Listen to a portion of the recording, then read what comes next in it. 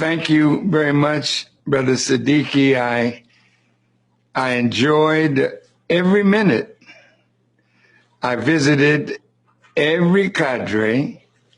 I heard at least 10 to 15 minutes of each of them, and I was deeply moved and impressed. But before I say anything, I want to say Bismillahir Rahmanir Rahim. In the name of Allah, the Beneficent, the Merciful, I bear witness to the oneness of God and to the oneness of His people and to the oneness of the human family.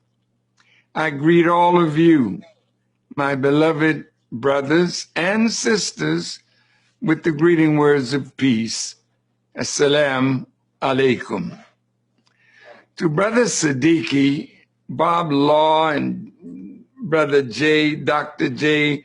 Winbush, and all of the wonderful presenters, I am so inspired by what I saw and by what I heard. Dr. Faye Williams and all of you that presented. It was a learning experience for me. Because when you work a long time in the vineyard with your people, and this is my 67th year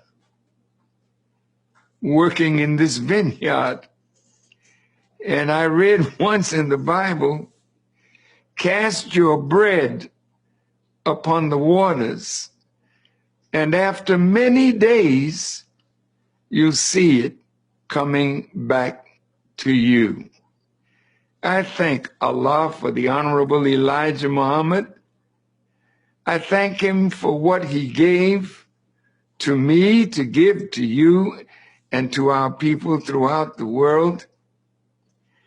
I thank him and the God who raised him for their intervention in our affairs. And now, after listening to each of you with rapt attention, I saw a great future for our people coming through you. Thank you, Brother Siddiqui, and all of those who worked with you to make the vision that you had reality. I have known Brother Siddiqui for a long, long time. He's not a man that promotes himself as such, but I would like to say something about what he's doing, what he desires to do, and what all of us can help him and those with him to do. Oh, back in the 80s, I believe it was, I had just come back from overseas, and I knew that as a people, we were struggling, and I knew that we needed to pull our people together like we are today, organizational leaders, our critical thinkers, and sit down to talk about the problems that we face and develop solutions for those problems. I didn't think that the Nation of Islam at that time could provide that umbrella for all of the organizations and organizational leaders to find that comfortable spot with. So my brother, Dr. Ben Chavis, and my dear lawyer and friend,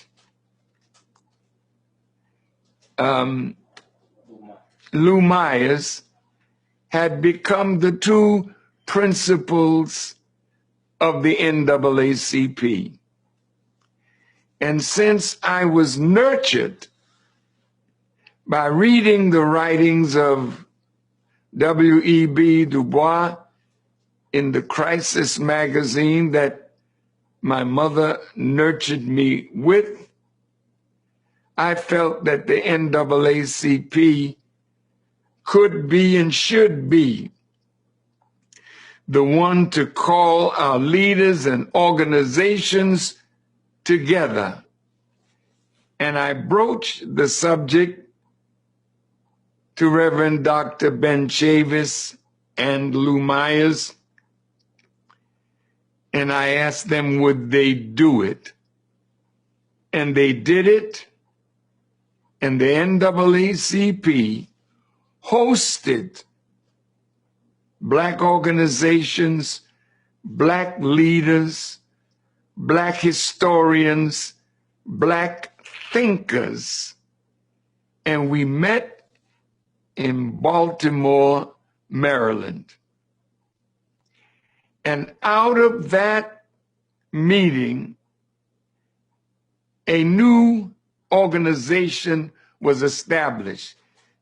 It was called NAILS, and NAILS meant the National African American Leadership Summit. And we went forward from that day in Baltimore so charged that we knew that with this kind of organizational effort, and I'm talking about people in a room with various religious, ideological persuasions, some friends, some not so friendly, but we did it with the help of God and the help of the NAACP, and we went away feeling we had made a good start. Outside the door was a rabbi who was noting all those who came, but the rabbi's anger was because I was in the group. And I'm sure you all know that Farrakhan is not loved in that circle. And at the same time,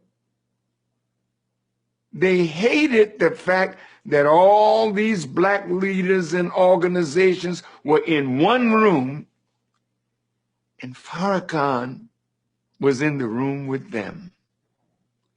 It seems like Farrakhan has a disease, and it's not COVID, it's not AIDS, it's just being too Black, too strong, and too much in love with the word of God coming through the Honorable Elijah Muhammad. I'm in love with you. I can't help myself. I could never betray you. I'm anxious to prove my love for you through living and dying. For that which is bigger than I and you, but never bigger than us. And I'm so grateful to be here with you, to listen carefully to what you said, and to see Dr. Ray Winbush, Dr. Bob Law, Dr. Faye Williams, and all of you that spoke and headed up each cadre. I'm deeply, deeply touched. And so I wanted to say that Siddiqui Cambone has offered me the chance to speak at many things that he organized. Last year, he asked me to participate, and I realized that what he wanted to do was revive NAILS, a National Black Leadership Summit. And as I learned from each one of you that spoke, all the beautiful ideas that gushed forth from your lips and your hearts and your minds, I know that we have arrived at a certain point in our development now that we can become the greatest gift to our people and the biggest threat to the enemy who hates to see our rise. He can't help himself. The Honorable Elijah Muhammad taught me that a rising force pulls apart and destroys a falling force. And since this world is falling and we are rising, we are the force that's helping them to break apart. I won't go into that because that's not my talk today. But it is you and I and we coming into a level of consciousness that causes us to rise. We're influencing our babies, we're influencing art, we're influencing culture, we're influencing science and technology. We are upsetting a world. And that's what disturbs me now,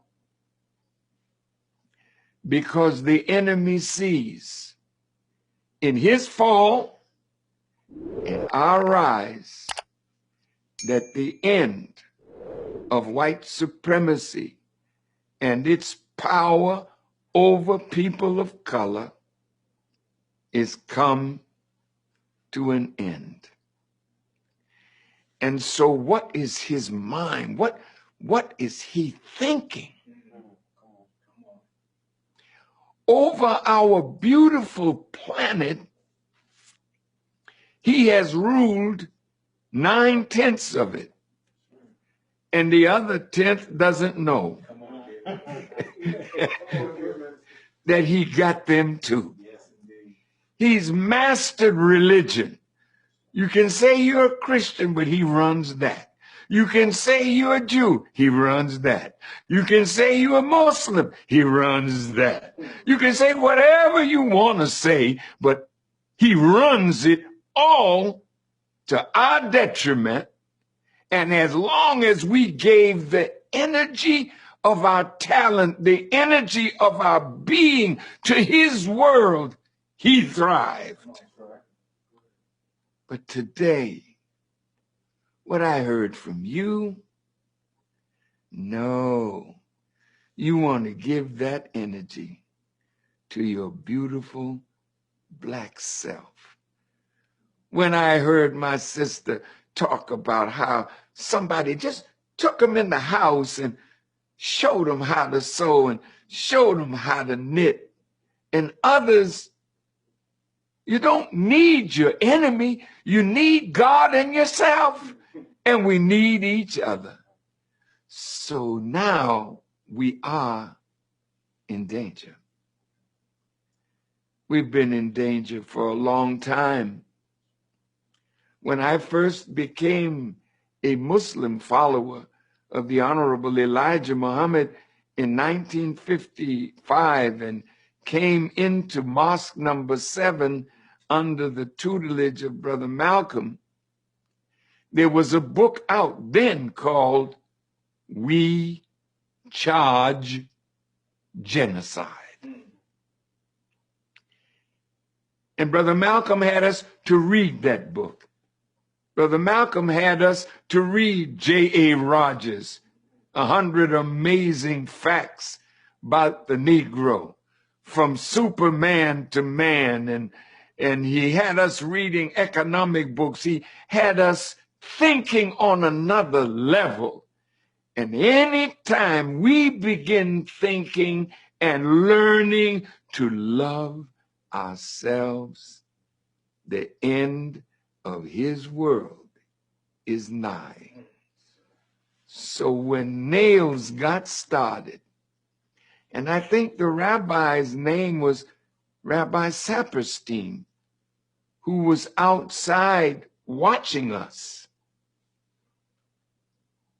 After the third time we met, we began to feel the effect of money on Black organizations, the effect of their philanthropy. When they feel threatened, then they will threaten us. Farrakhan shouldn't be in that meeting. Sorry. He's a hater. He's an anti-Semite. He's anti-gay. He's, oh my God, Farrakhan is anti-everything. Well, now if you want to meet, if you want your meeting to survive, we got to have money to support our organizations. You don't know this, but Brother Akbar, my wonderful friend and longtime associate and helper, we were together in Libya with Brother Muammar Gaddafi. Gaddafi said to me, Brother Farrakhan, when we are off of the sanctions that America has on us, we're going to put the Nation of Islam in our national budget each and every year. That's great news, because Gaddafi gave a lot of money to the Palestinians and to other organizations, but now he was going to give it to the Nation of Islam. You don't know this, but you should know your brother. When I asked Ben Chavis to call us all together under the aegis of the NAACP, I'm a Muslim, but I love the NAACP. Why you love them? Because they nurtured me. Why do you love Black organizations? Because every one of us has something to offer the struggle. You can't say that you got it all or I got it all, but together we have it all. And until we think for the whole and not for a few of us getting this or that, we'll be the loser. So Elijah Muhammad said to me, think for the whole, speak for the whole. And so they took Gaddafi off of the sanctions, and he turned over all his weapons of mass destruction to Bush. And Brother Akbar will tell you, I wrote a beautiful letter that we carried to Gaddafi. In that letter, I laid out to him my thinking.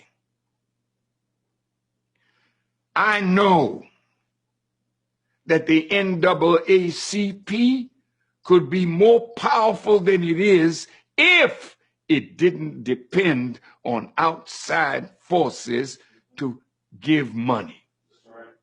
So when you were talking today about economics and how we have to sacrifice, nobody gives the nation nothing but our people. I'm free to go anywhere in the world because I'm supported by the Nation of Islam. Yeah. I have helped every black organization that has ever asked me for money, asked me for help. I've sent others all over the world to conferences. I've helped other organizations that were dying with some of the money that these believers that were on this program today give to me. Because I don't see the nation as this little group of people. We are the nation. And the only thing that we are missing is the unity of the whole of us, for all of us, and as a catalyst for the whole black nation all over the earth to rise when we rise. So Akbar, and he may be listening, I don't know, but we went to Libya. Gaddafi was out from under the sanctions. And I said to my brother, I reminded him of his promise. And sometimes when you remind people when they made a promise, but I didn't know another promise was made because Bush would not let him off the hook until he declared he will not give to aid the Nation of Islam. He was a helper to Elijah Muhammad. He was a helper to Louis Farrakhan. Elijah Muhammad borrowed $4 million and bought the mosque in Chicago and paid him back at $75,000 a month. I borrowed $5 million to go into personal care products for the nation. I put it in a black bank.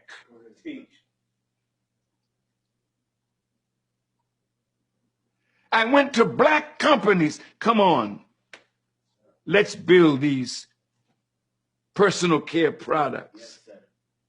After a while, the enemy went to Mr. Johnson of the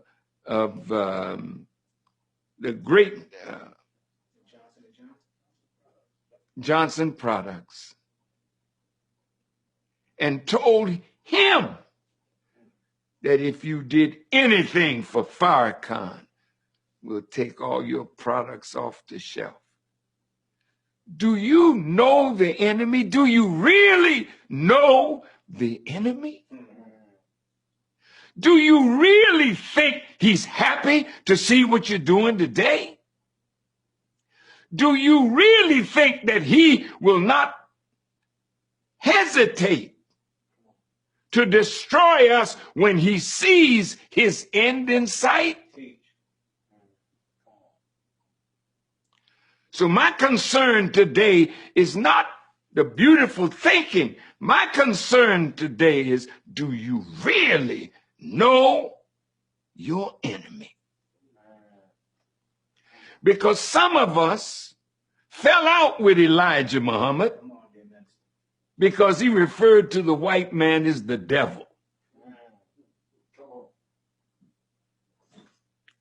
The devil is real. He raises hell. And in the church, you say, the devil is a liar.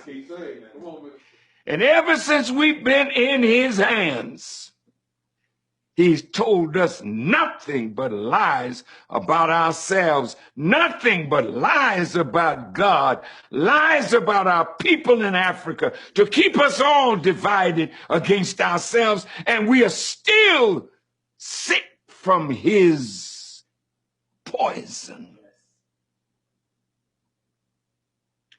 But we're cleaning it up. Before Elijah Muhammad left, he gave us a subject. How strong is the foundation? Can we survive? All that we did today, all that we heard today says we're on the move. We are rising. One day, Elijah Muhammad called me on the telephone. I used to broadcast. Bob Law knows this very well. My beautiful big brother. I was so popular in New York. This is the truth. Because we had a broadcast every Sunday from the temple number 7. And there was the minister blazing. Well, I got it from a blazer that went before me. Did you know that in my heated talk, Brother Malcolm as my teacher, everywhere I went with Brother Malcolm, he didn't waste no time exposing the devil. So that became the talk, everybody. Malcolm X, he whooped the white man coming and going, and you know it, because he affected practically everyone in this circle. Brother Malcolm affected everybody with his teaching. Real talk. You didn't know the white man like he knew him. And Malcolm made sure all of us knew him. And we got uncomfortable. When I was his young student in New York, I used to watch the intellectuals, the learned ones. When Brother Malcolm was speaking on 125th Street and 7th Avenue at Elder Mishaw, Mishaw's bookstore, big gatherings, Malcolm would lay it down. And the learned ones would come, stay across the street, hear Brother Malcolm, and keep on stepping. Real talk. But after a while, they understood him. And they loved him. But to love Malcolm, you couldn't love the enemy. Once you came under his teaching, we respect the enemy, but love? No. Love was for you. Love was for us who learned to hate each other from his teaching to us. But now, we're wide awake. Did you know Elijah Muhammad called me one day? He said, brother, I don't want you to use that term devil anymore. In fact, the week before that, I was beating the enemy so bad over the radio in New York, he called me and said these words, brother, I wish you'd stop throwing trash in a well I'm trying to get a drink of water out of, and hung up the phone.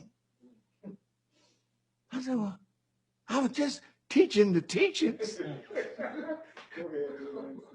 What's the trash? See, trash is something, the residue. You've eaten the best part of it, but the trash is the covering, the packaging, and you can't eat the packaging, so you throw it away. He didn't tell us other than the truth, but what he told us in another way, he said the white man made us other than ourselves. Wasn't that a nice thing, way to say it? In other words, he made us into himself. So I can't say the white man is the only devil. Who's been hanging us up? Who's been betraying our movement? Who is it you are fighting? Each of us have to fight in order to get progress. You got to fight your own. Because in your own there's envy, enmity, jealousy, strife. You know what I'm talking about. We're so hard on each other. Only God could love a people like this. And somebody that's in love with you. Somebody that can hang with you when you want to hang the person that loves you because you don't love yourself. So Elijah Muhammad said, yes, brother. Called me the next time and he said, brother, I want you to use this language. I want you to use the word Satan, the enemy, the slave master's children. Now what he's doing, he's bringing me up into the knowledge of the devil maker. Satan is not just a wicked person. He's so wicked that his wickedness spreads from him to others. Now, I'll come right back to you. I'm not going to stay long. We're in a survival mode today, brothers and sisters, because all the plans that we have to do good for ourselves and our people, if we don't survive, we can't do it. And we live now in the valley of the shadow of death. And what I met when I first came in the nation, we charge genocide. Yes, sir. They want to kill an entire people because we are the next inheritors of rulership over the planet. He already knows this. He knows our future, but he don't intend for us to see that future. He's upset because we are rising. Look how much we gave to the Democratic Party. We've always given them our best shot, but we never got what we deserved. And Mr. Joe Biden has wanted to be president since he first entered Congress. His desire was to be president. He tried a few times and lost. He was giving it up until Charlottesville, Virginia, and the Nazis and the haters of Jews came out and somebody got run over with a car and he decided he'd get back in the race. And when he got back in the race, people laughed. Laughed because he was too old.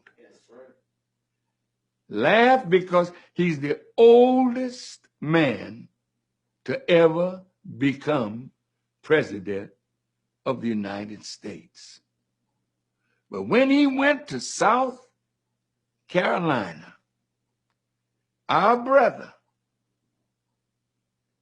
the great brother who helped him take his campaign up out of the doldrums.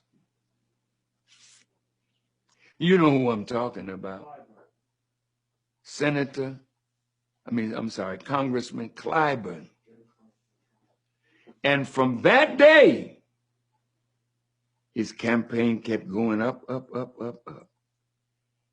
And now our people wanted Mr. Trump out of there. I have never seen black people talk about a white president like our people talked about Mr. Trump. I heard my beautiful sister, Maxine Waters, at the funeral of Dick Gregory, that thing over there, called him a thing.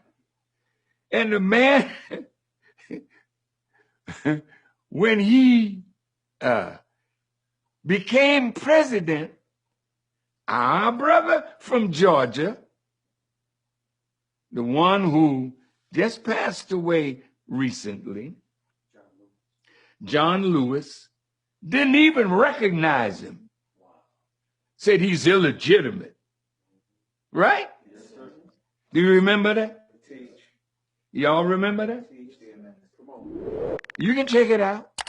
He wasn't legitimate. And then Busta Rhymes came out at a rap with a gun. Was it Busta? Snoop.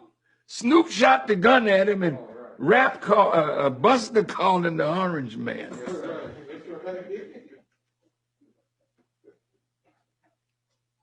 And Trump called him Sleepy Joe.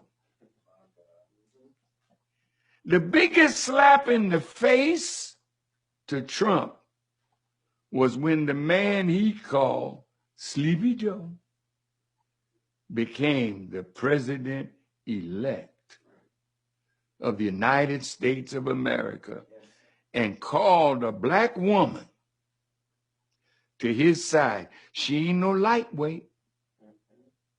Kamala Harris is a heavyweight. Yes, sir. Yes, sir. And look at how white folks are thinking right now.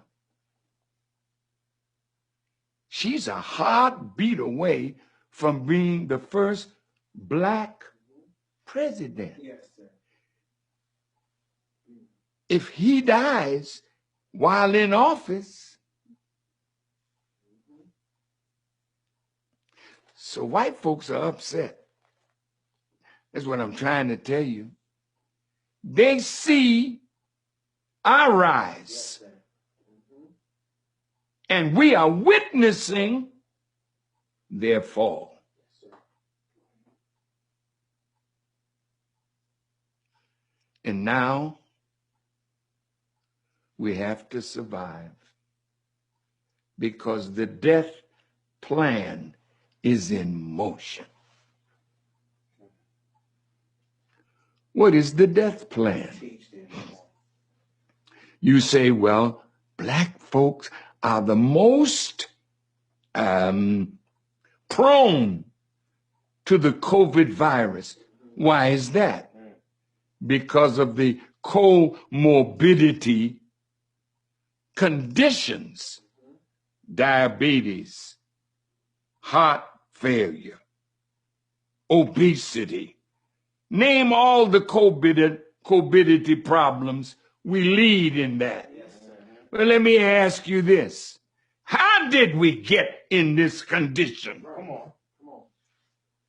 Did you know that there's food that they prepare for you and me in the hood, that they kill us by zip code? Feed us. Go ahead. When they know your zip code, they send the worst food in for us to consume. Talk to me. Yes, sir. Flint, Michigan is not an accident. Yes, sir. They're killing us through the water. You're a young man and have erectile Go dysfunction. ahead.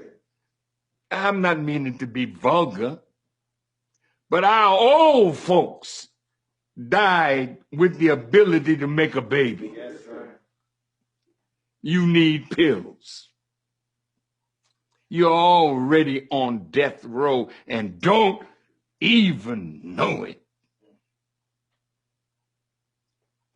So now you're a perfect host for the COVID virus. virus.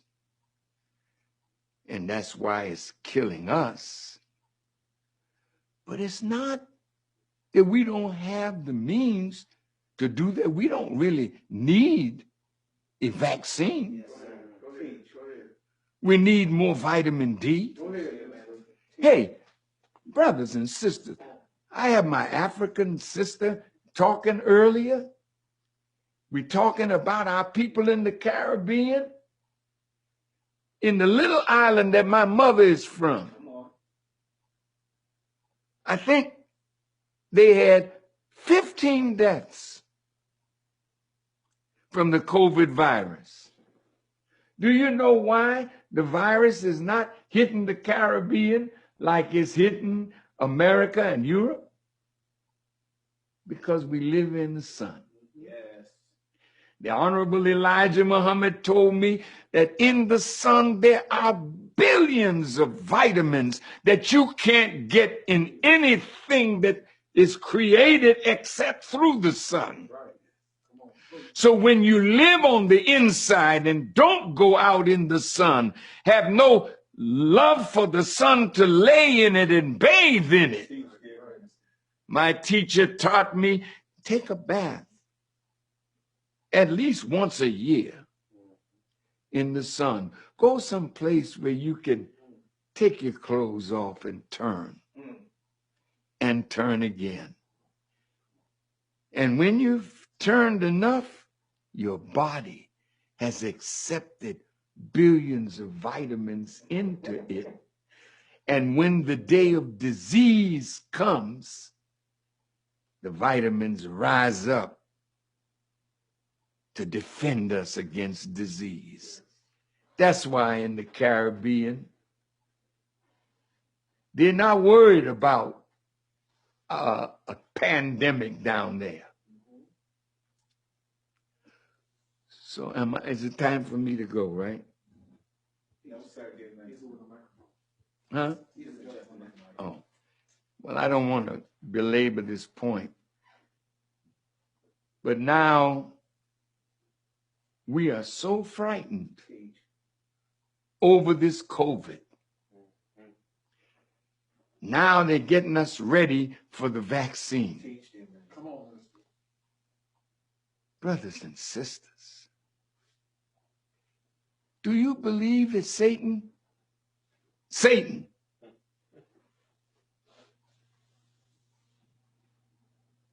is concerned about vaccinating you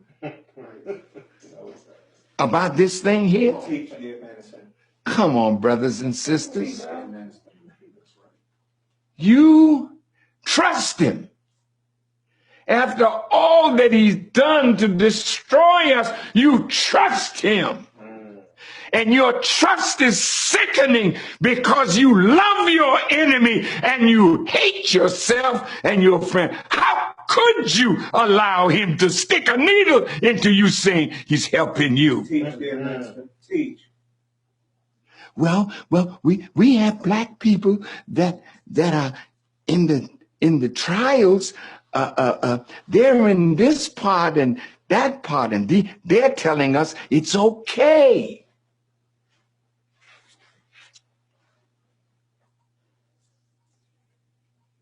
There are things that he brings you right into and blinds you at the same time because he lets you see what he wants you to see. Yes, sir. And he lets you know what he wants you to know. And he keeps you blind to the thing that he doesn't want you to know because he does not want you to warn your people against his plots. Yes, sir. Yes, sir. Come on. Do you know they took me down from YouTube? I know y'all were talking about YouTube today. It's a great thing. You use it as best you can. But my July 4th message called The Criterion, anybody that got that message, he's pulling them down. Yes, right. Yeah. Yes, right. What's wrong with the minister? You talking all your stuff. Why can't the minister tell us the view of Elijah Muhammad on these vaccines. I'm off. Boyce Watkins is off. Ben X is off. Abdul Qiyam is off. What have I done but tell you the truth? None of you can say to me that I'm a liar. No, you know darn well you ain't never caught me in a lie. Right. But that daggone devil that you listening to, he's a liar from the beginning to the end. So the Bible say, if Satan cast out Satan, how can his kingdom stand? So now you got 74 million people voted for Mr. Trump. Yes, sir. That's right. And 83 million for Mr. Biden. They're all divided. Yes. Satan is casting out Satan. Yes. Where do you stand in this? You better hurry and get yourself together. Because all those things that you talked about today, gardens in the community, putting gardens on the roof, learning how to feed yourself.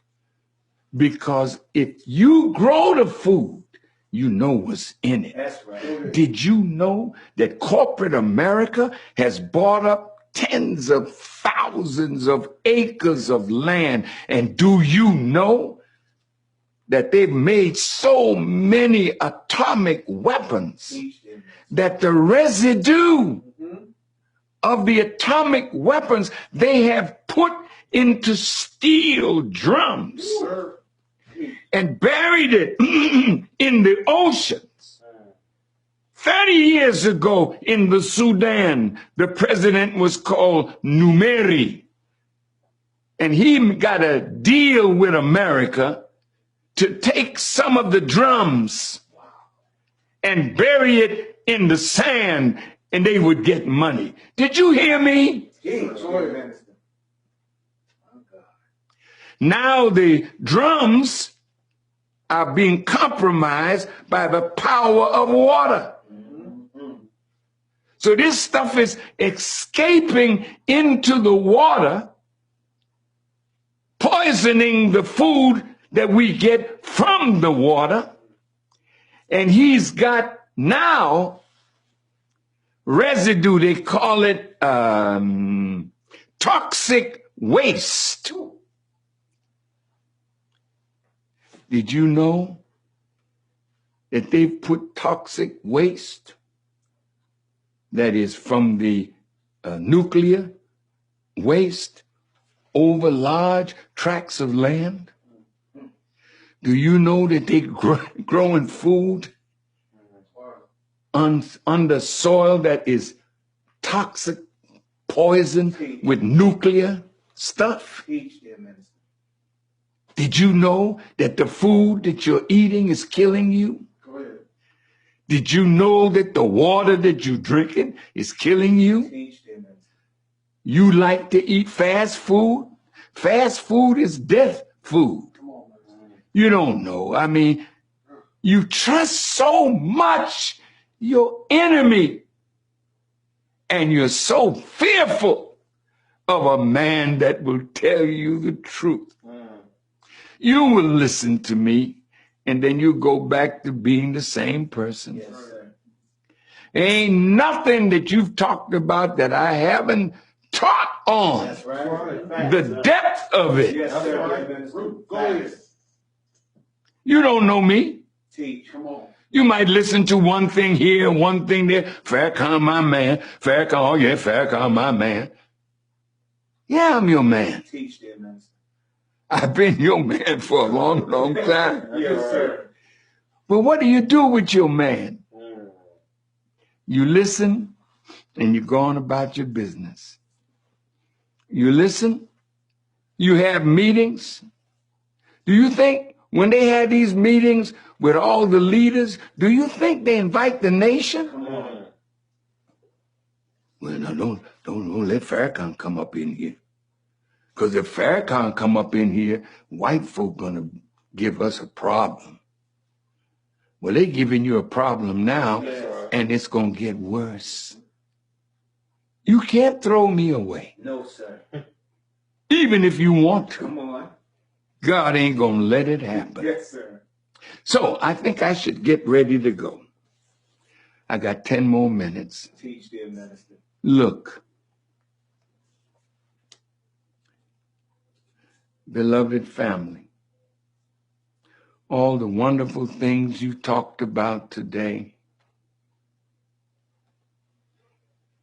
we got to put it into practice, but we got to live. Those of you who are health professionals, they want you to take it first. Teach. And then they'll say to you, if it ain't moving good enough, you notice they offering you money now? Come on, dear minister. Go ahead. When had this devil ever offered you $1,000 or $1,500 to take a shot? Teach, dear minister. Teach. Teach. They give you free shots Right. of toxic waste. Yes, sir. Free. My God. The same lead that's in the water in Flint is in the water in Detroit, is in the water in Cleveland. You watch, it's in the water in Chicago. You ain't free. Teach, dear minister. You on a death watch. If you don't understand it, you're not going to be here to do all the wonderful things you talked about. I want you to live. I want you to live. God wants you to live. Teach. But if you refuse knowledge, if you love the enemy so much and are afraid of him, because he'll tell you, well, all right, if you don't take this vaccine, you can't work here. Right. Well, hell, that's all you had when they brought us here to work. But you got nothing for it. So now you got a little job. But you're going to have to learn to walk away from something that's killing you and do something for yourself. The unity that's here. We can do things to feed and clothe and shelter ourselves. Don't let them make you afraid. Well, if you don't show that you're vaccinated, you can't come to school. What a blessing. Great. Go ahead. What a blessing. Yes. Tell the cracker, I ain't coming to your school. Teach. When you tell me I can't go to your school, I open up a school of my own. You got the knowledge. You have the wisdom. You can teach your people. Like the sister said earlier, the Honorable Elijah Muhammad said, you can have a university under a tree if you're teaching the knowledge of the universe. Right. Come on, brothers and sisters. And to Siddiqui, I hope I've not hurt anybody's feelings, you know. But that's me. I can't help myself. That's right. I didn't write a note. Not one. Not one. I just decided, let God show me how to talk to you today, because I can conclude now.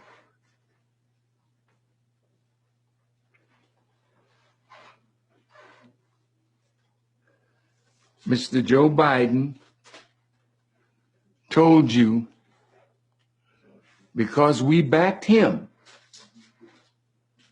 he said, I have your back. Did he say it? When I heard that, I said, it's over. Yes, sir. Because he used the wrong word. He said, I. Yes, sir.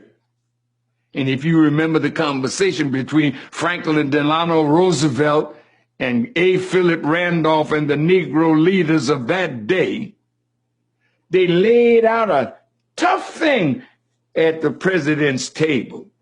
And the president didn't answer. He gave them all a cigar and they lit it up. Yes. And then he said, now, I don't have anything against anything that you all have said, because you all spoke the truth. He said, now, go and make me do it. Yes. Because no one white man, no matter how good his intention is, can give you what you need. It's got to be a we, or the I means nothing. So when he said, I got your back, he didn't say, we got your back. Yes, sir. Go ahead.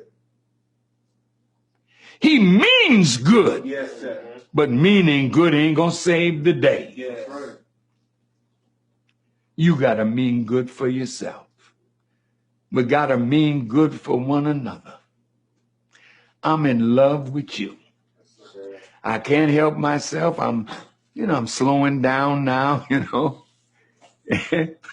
But damn it, if you call me out to say something, don't expect no man pussyfooting around with the truth. I can't do it. No, sir. I gotta tell it to you like it is, whether you like it or not, whether you hate me or not. I love you. Yes, sir. And when you tell me you love me more, I'll tell you you lie. Because if you love me more, then you won't die for me, but I'm dying for you every day that I live. Yes, sir. So you're gonna get up from here and let's make this national summit bigger. In fact, Siddiqui, we should do it every 3 months. Yes, sir. And add more of your giants, your leaders. Yes. Get the NAACP. Tell them, come on. Bob Law can help. Yes. And I tell you, I have an assistant minister that is blazing on Sunday. Tune in to him tomorrow, NOI.org. Yes, sir. He has a message for you. Don't think that the Nation of Islam is Louis Farrakhan alone. Come on. I've been working 67 years, and I'm I gotta go sometime. But what good is it if you're good and you didn't make some good people behind you? Right. Leadership is that you create from yourself your replacements. Yes, sir. May Allah bless you. I hope I said it all. Oh, she corrected me. Thank you. She said there are 15 cases, 27 cases, but 0 deaths. Yes, sir. On the island that gave birth to my mother, St. Kitts in the Caribbean. Yes, sir. And Kamala Harris, first black female president, if she becomes president. If she becomes. What did I say? You said like our first black president, sir. Black female president. Yes, sir. Amen. Sir, sir. Yeah. Yes, sir. Thank you. And last but not least, I got 3 minutes. Yes, sir. Remember the Million Man March. Yes, sir.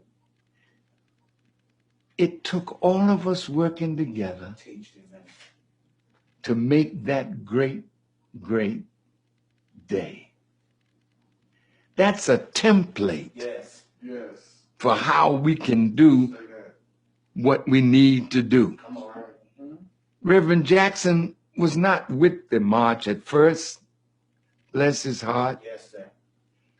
But he finally came. Yes, sir. And I was so happy because he was one of the first ones I wrote a letter to telling him I wanted him by my side with the Million Man March. Yes, I wrote a letter to Imam Warithuddin Muhammad, asked him, come stand with me. He didn't come. Reverend Jackson came.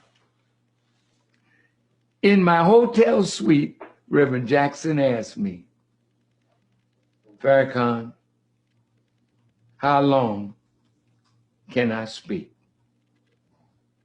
I said, Reverend Jackson, I can't give you any time. You speak until you finish what you have to say. Yes, sir. Ain't no Negro gonna do that. No, sir. In fact, when they invited me to speak, they gave me a minute. Yes, sir. Yes, they did.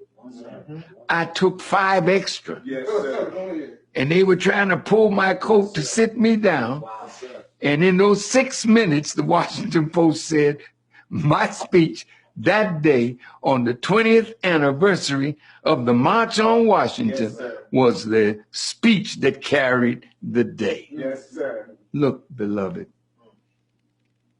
we can do it, but we got to do it together. Yes, sir. The Million Man March, you have never seen so many black women at a Million Man March. The dais was full of black women that loved what we were trying to do. Among them was Mrs. Betty Shabazz, Brother Malcolm's wife. You may not know this, but the FBI had planned for Kabila to be in trouble. A plot, they said, that she was involved with a Jewish white man to kill Farrakhan. And the FBI came to my door in Chicago and told me that at 11 o'clock there'll be a press conference. They're announcing something about an assassination attempt on Farrakhan. Yes, sir. When we turned the thing on at 11, it was my sister, Kabila Shabazz, with this Caucasian. And then they naturally, now they wanting me to go crazy. Yes, sir. I did. We contacted Betty Shabazz. I don't believe that her daughter meant me no harm. Yes, sir. We raised money Yes, sir. for Kabila, Yes, sir. Betty, and I think Bob was there at the Apollo Theater in New York. We stood together. White folks went crazy because they love it when you hate one another. Right. They love to feed your beefs. Not with me. Come on. You don't hear me talking about nobody that's black that's talking against me. That's right. No, I don't. That's right. I can take it if it's coming from you. Yes, sir. Because I know you only speaking because you don't know. Yes, sir. And I accept that. And you know, when you love somebody and they do things that injure you, what do? See, you love Jesus? Come on. You do? Come on, dear minister. I do too. Yes, sir. So I live Jesus. Yes, sir. Yes, you do. You hear me when I say? Yes, sir. When they hit me, you don't see me hitting them back. No, sir. I give you another cheek. Go ahead, baby. Yes, sir. Because in the end, I'm going to win you. That's right, sir. I'm going to get you for the sake of God and the truth. May God bless you, Siddiqui. May God bless all the presenters. May God bless this to grow into what we can feed from. One thing I wanted to say, Reverend Jackson was the only one when we had the Million Man March that spoke about what was going on in Congress with the Criminal Justice Act, where Mr. Biden was one of the principal architects of the crime bill. Yes, right. Remember that. And in the audience of the Million Man March was a community organizer, Mr. Barack Obama. And the one criticism that he had of the Million Man March, he said it needed to be more organized. I said, thank you, Barack. We need each other. Right. And the enemy wins when we stay apart from each other and then throw lobs at each other. No. Let's come together. Yes. Let's learn how to love each other. Yes, sir. And believe me, what a feeling it is. And that day at the Million Man March, nearly 2 million showed up. Not one person fought another. That's right. At the Million Man That's March. right. No crime None. in the city Teach them, man. of Washington Teach. on that day, because we brought them all together on a spiritual level. Yes, sir. Told them, don't bring no reefer. That's right. No, don't bring no gun. Don't bring nothing like that. Bring yourself. Yes, sir. We told them, don't go to work that day. Yes. Don't go to school that day. That's right. See, God wants you to make a sacrifice so he can help you. Right. Don't punk out over a job. Go ahead. And them brothers came Yes. on their own dime, because Yes, I yes. would not ask nobody Come on. to give them a bus. Come on. Go ahead. Teach. Oh, I'm late. It's the only time Farrakhan, and y'all told me I could take 2 hours, but I know I was not going to do that to you or myself today.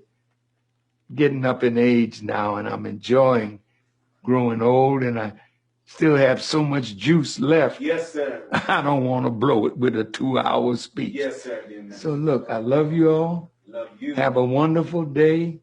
Thank you for all that you did to make my day. Just by being here and listening to you, you've inspired me. I love you much. And Siddiqui, Cambone, y'all need to tell me who, some of these people are asking for $10, right? Who needed the $10 today that somebody need to give to? You know who it was? You give in the organization. I got to give something to Siddiqui. Yes, sir. This got to keep going. Yes, sir. But I can't just give my brother $10. Go ahead, dear minister. I want to give him $1,000. Yes, sir. So you got to remind me, Siddiqui, Yes, sir. who that person was that was asking for $10 a piece.